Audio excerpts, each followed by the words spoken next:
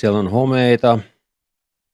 Rakennus ei ehkä saata niin kuin suorittua. Se ei ole kirkossa kuulutettu, mitä tapahtuu, mutta mielestäni valtuutettu ei voi ottaa vastuuta semmoisesta, mikä on niin kuin todettu terveydelle haitalliseksi.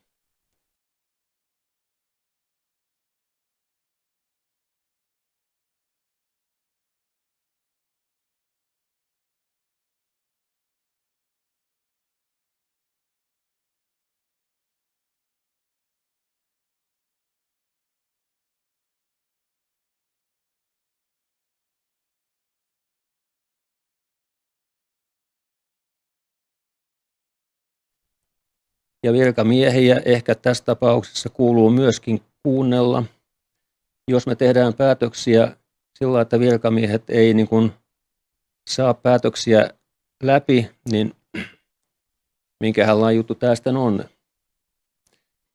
Ja mikäli koulu jatkuisi turvallisesti pidempään ja nimenomaan turvallisesti pidempään, vaatisi se nykytiedon mukaan 6-7 miljoonan euron investoinnin.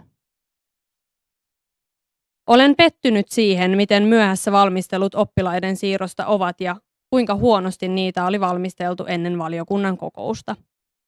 Nähtävillä ei ollut esimerkiksi piirustuksia tai budjettia.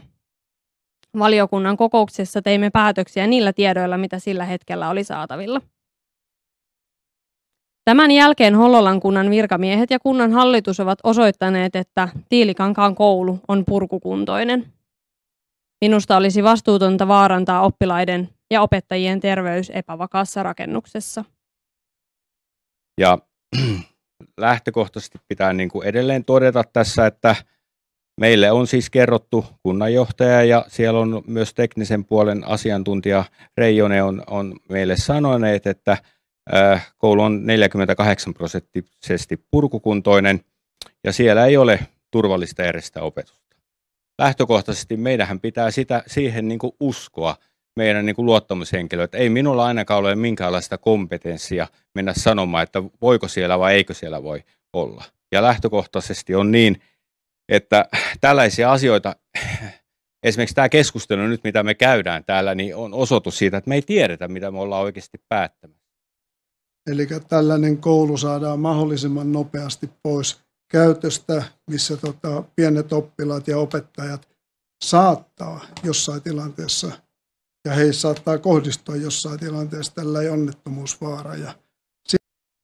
Kuitenkin luottamustehtävissä olevana, niin ajattelen, että lähtökohtaisesti minun on luotettava siihen tietoon, joka virkamiehet minulle antavat.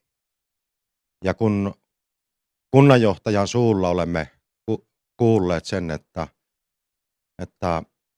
tämä nyt lakkautusuhan alla oleva koulu ei ole terveysturvallinen näille pienille lapsukaisille, niin kuinka minä luottamushenkilönä voisin kyseenalaistaa tämän kunnanjohtajan minulle antaman tiedon